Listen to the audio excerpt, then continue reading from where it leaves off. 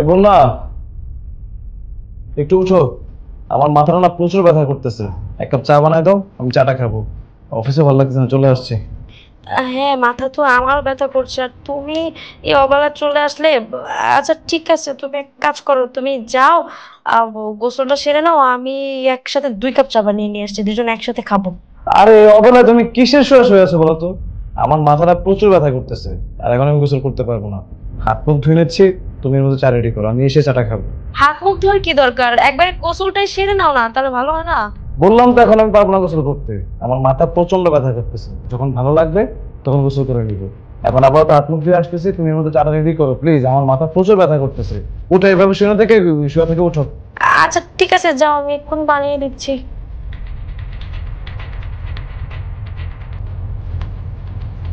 চলে গেছে, তাড়াতাড়ি উঠ।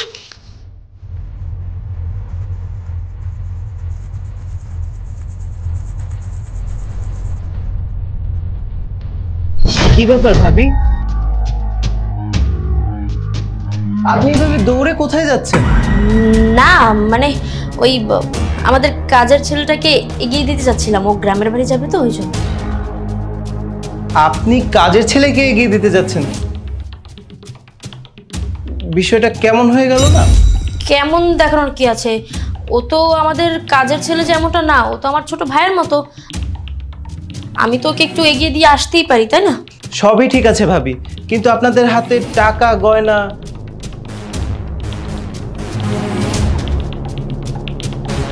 এগুলো নিয়ে আপনারা কোথায় যাচ্ছেন এত হন্তদন্ত করে? আসলে হয়েছে কি, ওই ওর বোনের বিয়ে তো, এই জন্য আর কি এই ক্যাশ টাকা আর এই গয়না আমি ওকে গিফট করেছি ওর বোনকে দেওয়ার জন্য, তাই আর কি এগুলো দিতে এগিয়ে যাচ্ছি। ঠিক আছে ভাবি, আপনি একটু স্যারকে ডাক দেন, স্যারের সাথে আমার একটু জরুরি কাজ আছে। না, স্যারকে কি করে ডাকবো, সে তো বাসায় নেই, সে তো থানায় আছে, থানায়। স্যার থানায় মানে? কিছুক্ষণ আগেই তো স্যার ঘরে ঢুকলো, আমি ওনার গাড়িও দেখলাম নিচে পার্ক করা। আর বাবা, সে এসেছিল, কিন্তু তার হঠাৎ করে এমার্জেন্সি একটা কল আসে থানা থেকে, এই জন্য সে আবার চলে যায়। বাই দ্য ওয়ে, আপনি যে উকিল বিধায় সবসময় সবাইকে সব বিষয়ে সন্দেহ করবেন এমনটা তো না, তাই না? গাড়ি তো থাকতেই পারে, আমি আপনাকে বললাম না যে তার ইমার্জেন্সি একটা কল আসছে, যার কারণে সে চলে গেছে। হয়তো ড্রাইভারকে পাচ্ছিল না, এই জন্য একটা উবার কল করে সেটাতে চলে গেছে হয়তো। স্যার উবার নিয়ে গেছে? ভাবি আপনার কথা না কেমন উলট পালট লাগছে। স্যার একজন পুলিশ অফিসার, তার নিজের গাড়ি আছে, সে কেন উবার নিয়ে যাবে? আর স্যারকে ফোন করার পর স্যার তো নিজেই বললেন যে থানায় না, উনি বাসায় আছেন, আমাকে বাসায় আসতে বললেন। তাহলে উনি আমাকে বাসায় আসতে বলে বাইরে চলে যাবেন কেন? স্যার ম্যাডাম ঠিকই কইতাছে, স্যারে আইছিল, আই আবার চলে গেছে, আমি নিজের চোখে দেখছি স্যার। আচ্ছা ঠিক আছে, তাহলে আমি স্যারকে একটা ফোন করি, ফোন করে আমি স্যারের সাথে একটু কথা বলে নিই। দাঁড়ান, আপনি ফোন দিচ্ছেন কেন? হ্যাঁ, আপনাকে আমি শুরুতেই বললাম যে আপনি অযথাই আমাকে সন্দেহ করছেন। আপনি ভুলে যাবেন না যে আমি একজন পুলিশ অফিসারের ওয়াইফ, সো আমি কেন আপনাকে মিথ্যা কথা বলতে যাব? আর আপনি একজন সামান্য উকিল হয়ে আপনি আমাকে সন্দেহ করছেন, এটা আপনার আদালত না, বুঝতে পেরেছেন? আপনি যান, এখন থানায় যান, থানায় গিয়ে ওনার সাথে যোগাযোগ করুন, আমাদের লেট হয়ে যাচ্ছে। না না ভাবি, এমন কিছু না। আচ্ছা ঠিক আছে ভাবি, তাহলে আমি থানায় যেয়ে দেখা করছি। অ্যাডভোকেট রাফি সাহেব যে এসে বলছেন, খুব ভালো হয়েছে। আমি তো ভেবেছিলাম তোর লেট হবে। আসুন ভিতরে আসুন, একসাথে বসে চা খাওয়া যাবে। স্যার আপনি বাসায় আছেন? কিন্তু ভাবি তো বললো আপনি বাসায় নেই। না কই, আমি তো থানায় যাইনি। আসলে হয়েছে কি, আমার মাথা খুব ব্যথা করতেছিল। থানায় যেতাম, ভাবলাম যে এক কাপ চা খেয়ে যাই, তাহলে তো একটু ভালো লাগবে, তাই যাওয়া হয়নি আর কি। আর তুমি কি বলেছো আমি থানায় গিয়েছি? আরে আমি তো বাসায় ছিলাম, মিথ্যা কেন বলেছো? আর তোমাদের হাতে এই ব্যাগ, টাকা পয়সা, গয়নাগাটি কেন? ওর কাছেও আছে, তোমার কাছেও আছে, এগুলো নিয়ে যাচ্ছ কোথায়? স্যার ভাবি বললো আপনাদের কাজের ছেলের বোনের নাকি বিয়ে, তাকে এগিয়ে দিতে সে যাচ্ছিল। বোন? কিসের বোন? ওর তো দুনিয়াতে কোনো বোন টোন কিচ্ছু নেই, ওর তো আমরা ছাড়া আর কেউ নেই। এখন আবার বোন কোত্থেকে আসলো, আর গ্রামে বা কেন যাবে? না মানে আসলে বিয়ে টিয়ে কিছু না, গ্রামেও যাচ্ছে না। আমরা দুজন মিলে একটা প্ল্যান করেছিলাম তোমাকে তোমাকে তোমার সাথে প্ল্যান করার জন্য, এই আর কি। কি ব্যাপার? আমি ওই সময় বাসায় আসার পর দেখলাম যে সোফার মধ্যে তুমি শুয়ে আছো, যেমনটা ছিল এখন তেমনটাই আছে। মানে আমার সাথে কি হচ্ছে বলো তো, মানে তুমি তো কথা বলতেছো আমার সাথে, তো এখানে সোফায় বা শুয়ে আছে কে? ওই যে বললাম না আমি তোমার সাথে প্র্যাঙ্ক করছি, এই আর কি। এক মিনিট, এখনো সময় আছে, সত্যি করে বলো। যদি সবকিছু সত্যিই হতো তাহলে আমি কথা বলার সময় তোমরা দুজন ঘেমে উঠতে না, তোমরা দুজনে ঘেমে উঠেছো, তার মানে তোমাদের দুজনের মধ্যে কোনো একটা ঘাপলাতে আছে। আমি বলছি সত্যি করে বলো, তোমরা কোথায় যাচ্ছিলে?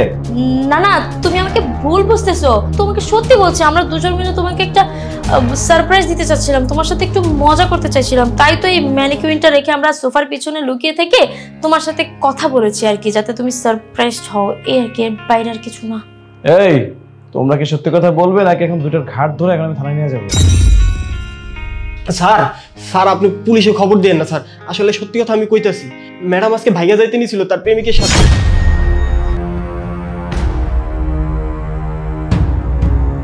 আমি দেখে ফলাইছি, পরে ম্যাডাম আমারে টাকা পয়সার লোভ দেখাইছে, আমিও সেই লোভে পড়ে স্যার ম্যাডামের কথায় রাজি হয়ে গেছি। আর ম্যাডাম যাইতে নিছিল তার বয়ফ্রেন্ডের লগে ভাইকে, আর আমি আমার গ্রামে যাইতে নিয়েছিলাম স্যার। বিশ্বাস করেন স্যার আমি লোভে পড়ে করছি স্যার, আমার মাফ করে দেন স্যার। কি বল না, ও যা বলছে সব কি সত্যি বলছে? এই তুই মিথ্যে কথা বলছিস কেন? হ্যাঁ, কথা ঘুরাচ্ছিস কেন? আমরা তো প্ল্যান করেছিলাম না তোর সাথে, আমরা ইচ্ছা করে প্ল্যান করেছিলাম। এই একদম চুপ কর। অনেকক্ষণ যাবত তোদের নাটক দেখছিলাম আমি। তোরা কি ভেবেছিস? তোরা ভেবেছিস যে আমি বোকা, আমি কোনো কিছু বুঝি না? এই বন্যা, তুমি জানো না আমি পুলিশের চাকরি করি, এরকম তোমার মতো 10-5টা আসামি না প্রত্যেক দিন আমার হাতের নাগালে থাকে, আর তুমি আমার সঙ্গে চালাই করছো। আমি অনেকদিন ধরে বুঝতে পারছিলাম যে তোমার মধ্যে কোন একটা ঝামেলা ঘুরছে। আমি আইনের লোক, আইনের চোখ ফাঁকি দেওয়া এত সোজা না, যত সোজা মনে করেছো এমন কিছুই না। আচ্ছা বন্যা, আমি কি করেছিলাম বলো তোমাকে? আমি তোমার কি ক্ষতি বা করেছিলাম আর তুমি কেন এমনটা করলে? আমি ভালোবেসেছি, বিয়ে করেছি, তোমার সাথে সংসার করছি, একটা ভালো পজিশনে আছে। আমি এমন না যে খারাপ পজিশনে আছি যে তোমার আমাকে ভালো লাগবে না। এত ভালো করে তোমাকে রাখার পরও তোমার কিসের অভাব ছিল তুমি আমার এখান থেকে সব লুটপাট করে পালিয়ে যাওয়ার সিদ্ধান্ত নিয়েছো? তাও আবার কি অন্য একজনের হাত ধরে? শোনো বন্যা, তোমাদের না আসলে অনেক বড় সমস্যা আছে। তোমাদেরকে দুনিয়ার সবকিছু দিয়ে দিল, তোমাদের মন ভরবে না। কারণ কি জানো, তোমাদের ক্ষুধা অনেক বেশি, তোমরা যত পাও তার থেকে বেশি চাও। আরে তোমাকে আমি যেভাবে রেখেছি, আমি তোমাকে চ্যালেঞ্জ করে বলতে পারি তুমি এখন যার কাছে যাচ্ছিলে সে কখনোই তোমাকে সেভাবে রাখতে পারবে না। যাই হোক, যাচ্ছিলে যাও, কোনো সমস্যা নেই, কিন্তু এত সহজ যেতে দিব না। তোমাকে জেলের ভাত খাইয়ে তারপর আমি তোমাকে ছাড়বো। দেখো, আমার ভুল হয়ে গেছে, তোমার ভালোবাসা আমি বুঝতে পারিনি, আমাকে প্লিজ ক্ষমা করে দাও, দয়া করে আমাকে পুলিশে দিও না, আমার একটা মান সম্মান আছে। আমি যেহেতু ভুল করেই ফেলেছি, আমি তো ভুলটা স্বীকার করছি তোমার কাছে, তাই না বলো? তুমি এবারের মতো আমাকে ক্ষমা করে দাও, আমি কোনোদিন আর এরকম করবো না, আমি তোমাকে ওয়াদা করছি। এই তোদের কোনো ক্ষমা নেই, আমি এক্ষুনি ফোর্স যাচ্ছি, তোদের দুজনকে কোমরের মধ্যে দড়ি বেঁধে থানায় নিয়ে যখন উত্তম মাধ্যম দিবে না, তখন সব সত্য আরো অনেক কিছু বেরিয়ে আসবে।